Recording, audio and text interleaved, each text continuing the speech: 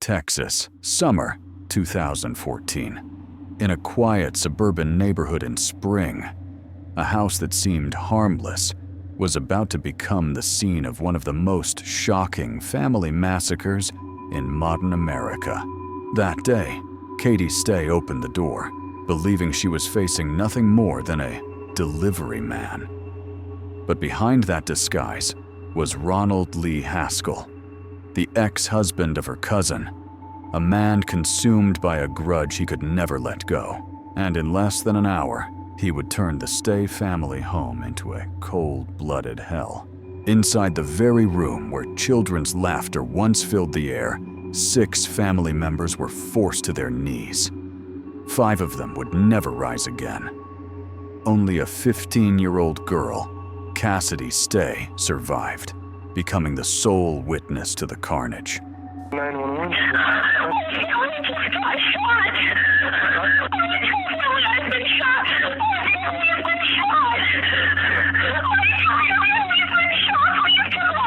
What is your name? Cassidy Stay. One knock, one seemingly harmless moment. But it was the spark that lit a nightmare, shattering an entire world and leaving a scar on a community that would never fade. When police entered the modest brick house on Leaflet Lane, they found nothing but the aftermath of an execution. 2 adults, 4 children. No signs of robbery, no forced entry, no known enemies. Just one question hung heavy in the Texas heat. The Stay family had no enemies. So who and why wanted to destroy them? Let's go back to that fateful July afternoon. On Leaflet Lane, at the door of the Stay home, a man appeared in a crisp FedEx uniform. Clipboard in hand, calm expression. Nothing about him raised suspicion. Just a delivery man in broad daylight. Cassidy, the 15-year-old daughter, opened the door. She recognized the face. It looked familiar, though she couldn't place it. The man asked about her parents. Learning they weren't home, he turned away. But only minutes later, he came back. This time, the mask fell. No more delivery man. He coldly introduced himself. Ronald Lee Haskell, Cassidy Stay's cousin's ex-husband. The moment Cassidy tried to close the door, hell broke loose. Haskell forced his way inside. The calm of suburbia vanished, replaced by chaos and terror. He restrained Cassidy, tied her hands and feet, and forced her face down on the floor. Powerless, waiting for what would come next. And then, one by one, the family returned. Stephen and Katie, along with their 4 children. None of them realized the trap waiting inside. Within moments, they were ambushed, bound, forced to their knees, lined up beside Cassidy. No chance to resist, no way out. Haskell hadn't come to talk. He had come to kill. Inside that suffocating room, he demanded answers. Where is my ex-wife? Why did she leave me? But no one could give him the response he wanted. And so, he acted. Gunshots exploded, each aimed directly at the back of a head. An execution. Cold and calculated.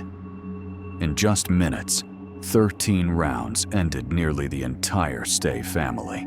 But Haskell made one mistake.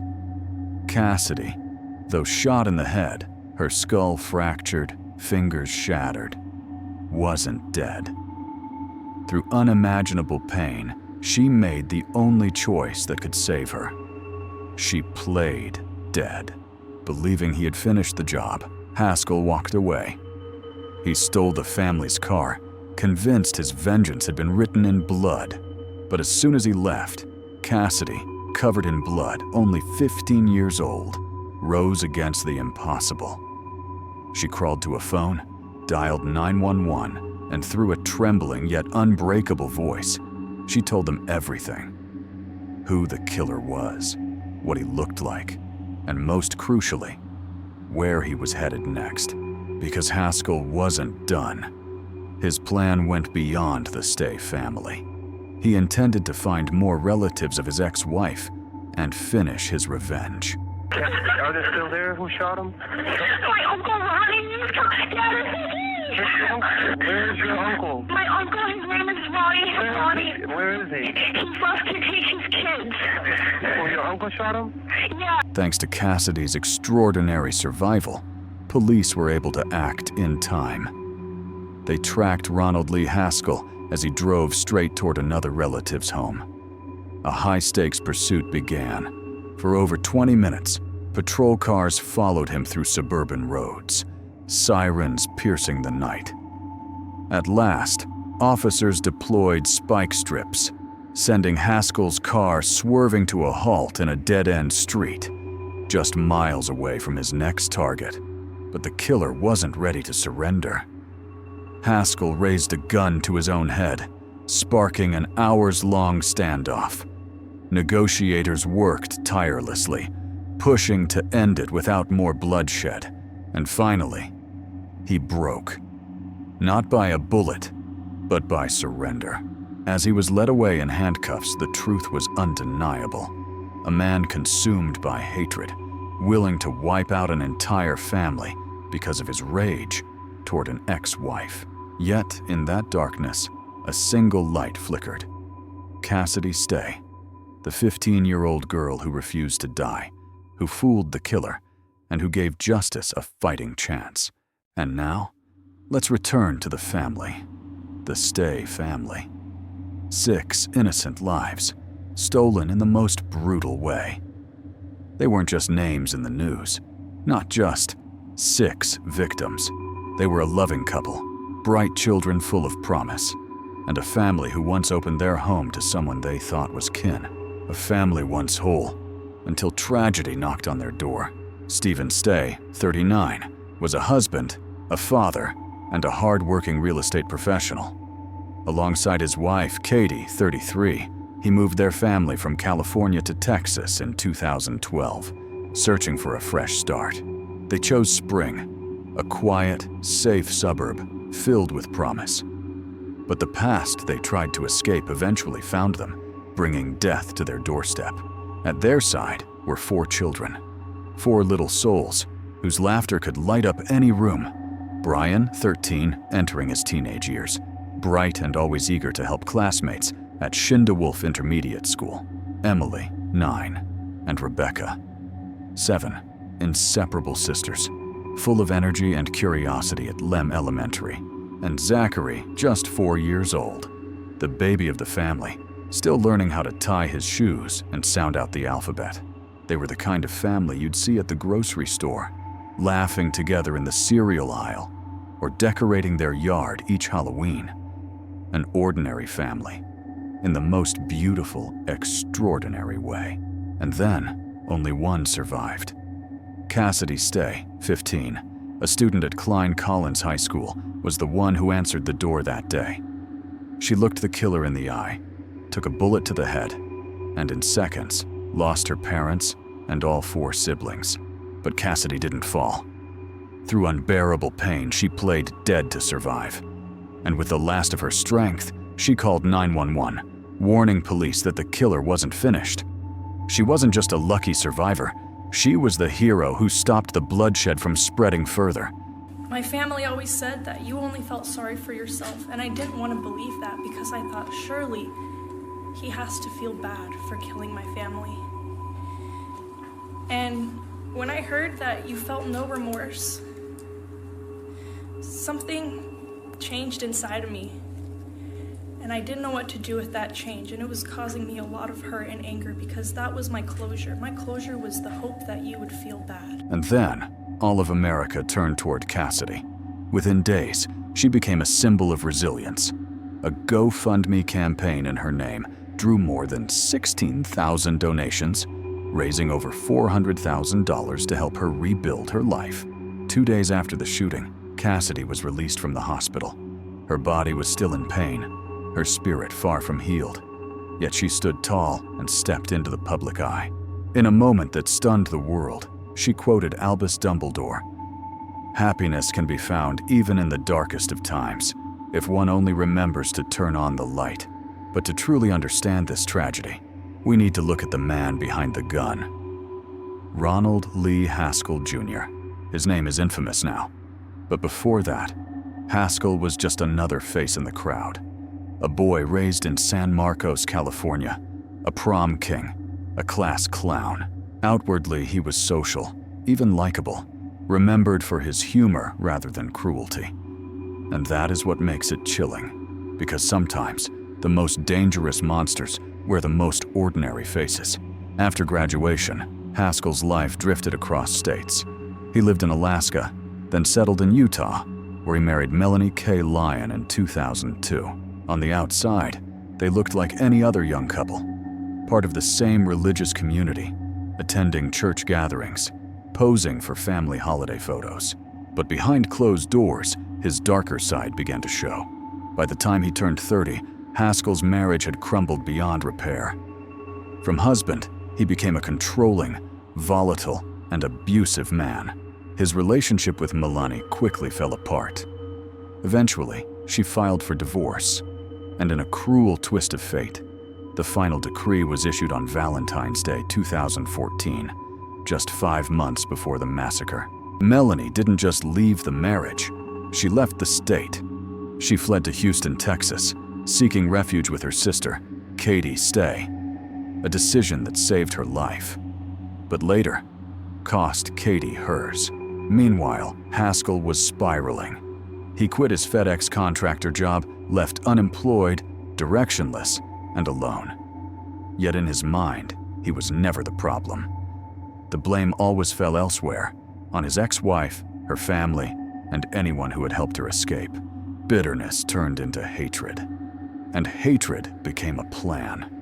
Haskell didn't just want revenge, he wanted to destroy the entire new world Melanie had built, including the people who had protected her.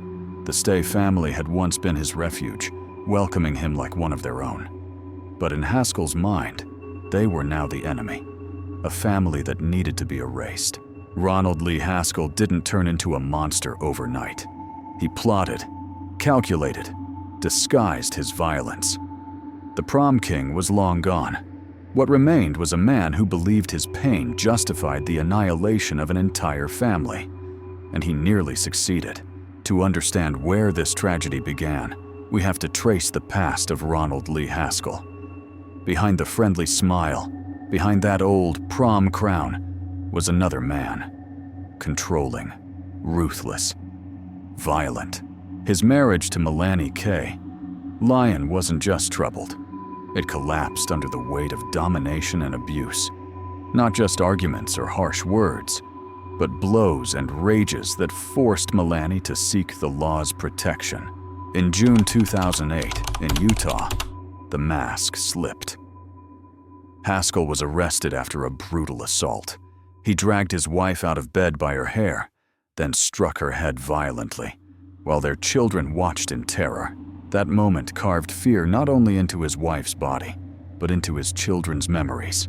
When questioned, Haskell tried to downplay it, claiming he only pushed her. But the injuries, both physical and emotional, told a different story.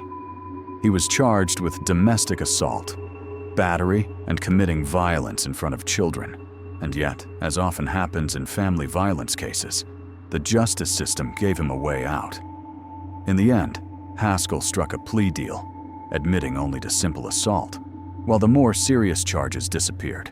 A bitter compromise. The abuser walked away nearly free, while the victims remained haunted and unprotected.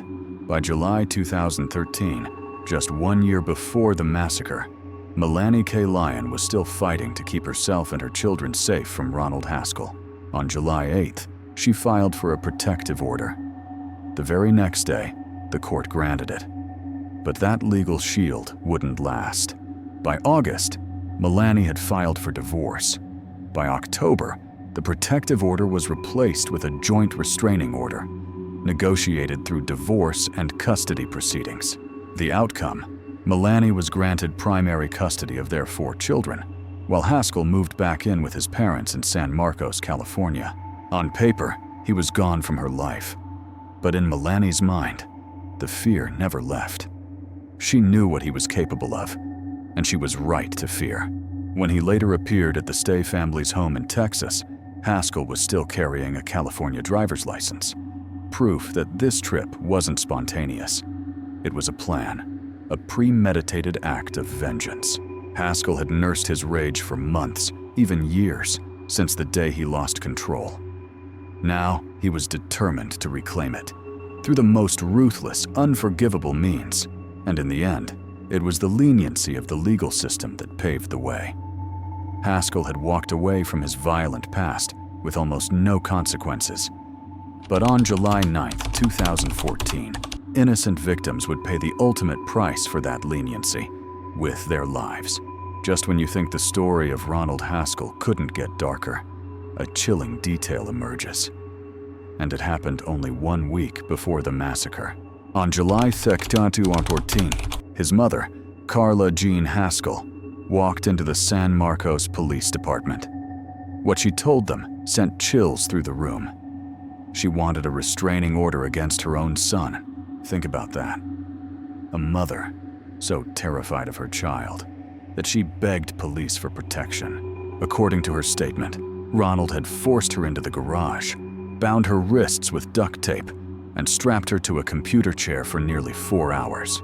During that time, he repeatedly threatened to kill not just her, but the entire family. And all because of one thing. Carla had kept in touch with Melanie, his ex-wife. This wasn't just anger. This was the delusion of a paranoid man, convinced that any form of betrayal, even from his own mother, deserved violent punishment. This was no longer about revenge on an ex-wife. It was about absolute control through fear. Police searched for Haskell after Carla's report, but by then, he had vanished. No one realized he was already on his way to Spring, Texas, preparing for one of the most shocking family massacres in modern American history. The warning signs were blazing like neon lights, but this time, the mother's cry for help came too late. By the time police finally subdued Ronald Lee Haskell, 6 members of the Stay family were already dead. Only one survivor remained to tell the story of that nightmare. Justice moved quickly. Just 1 day later, on the morning of July 10, 2014, Haskell was charged with 6 counts of capital murder. With his brutality and calculated violence, there was no doubt he would face the death penalty. But what happened inside the courtroom would leave the public even more unsettled. This afternoon, the man accused of killing them, 38-year-old Ronald Haskell, is set to go to trial. Our Andy Sirota is live at the news. On July 11th, during his first court appearance, as the prosecutor read out the indictment, Haskell suddenly began to tremble violently before collapsing onto the floor. Court officers rushed to catch him. He tried to stand, only to collapse again. No one knew whether it was genuine shock or pure theatrics. But one thing was clear. He had to be removed from the courtroom. The same man who had coldly executed an entire family inside their own home now couldn't even stand to face justice. In the months that followed, Haskell appeared in multiple hearings: September 30th, December 2nd, and January 21st, 2015. But the legal process dragged on. His trial, originally scheduled for fall 2017, did not begin until August 2019, a full 5 years after the massacre. On September 26, 2019, the verdict was read. Guilty. Not just of murder, but of capital murder. Planned, deliberate, and undeniably cruel. 2 weeks later, on October 11, 2019, Haskell was sentenced to death by lethal injection. Today, he sits on death row at the Allen B. Polunsky Unit in Livingston, Texas. A man who once tried to erase an entire family, but in the end, powerless against one truth. Cassidy Stay survived, and she spoke out. But as the legal battles wound down, the deeper trauma remained. How many warning signs had been ignored until a 15-year-old girl became the only surviving witness to one of the most horrific family massacres in modern American history. The community mourned the 6 lives stolen far too soon. The funeral for Bob, Stephen, Katie, and their 4 children Brian, Emily, Rebecca, and Zachary was held at the Hayer Road Chapel of the Church of Jesus Christ of Latter-day Saints, no longer the usual hymns of hope and worship. The chapel now echoed with sobs, broken prayers, and unanswerable questions. Friends, neighbors, even strangers gathered, not just to say goodbye, but to grapple with the sheer senselessness of the crime. Alongside the coffins were photos of smiling children, a haunting reminder of all that had been lost. Days later, another memorial was held at Lem Elementary School, where some of the children had studied. Classmates left behind notes, drawings, and flowers. In that space, heavy with grief, the community tried to build something fragile yet vital, a place for remembrance and for healing. In a world where victims are too often forgotten in the shadow of their killers, these moments of remembrance carry a deeper meaning. They remind us that behind every shocking headline are real people, real families, and futures that were cut short. Yet even in the darkness, a light remained. Cassidy Stay, the sole survivor, stood up. Her strength and resilience became a source of inspiration for thousands. The world will never forget the summer of July 2014, but it will also never forget the courage, love, and unbreakable bond of the Stay family. A family that not even death could destroy. They were murdered inside their own home by the very man who had once shared dinner at their table. 6 lives, gone in an instant. And when we remember them, it's not only for how they died, but for how they lived. Still, one haunting question lingers. How many more warnings will we ignore before we stop calling these tragedies unimaginable? Share your thoughts in the comments below. And if you want to uncover more haunting true crime stories, don't forget to like, subscribe, and turn on the notification bell so you won't miss what's next.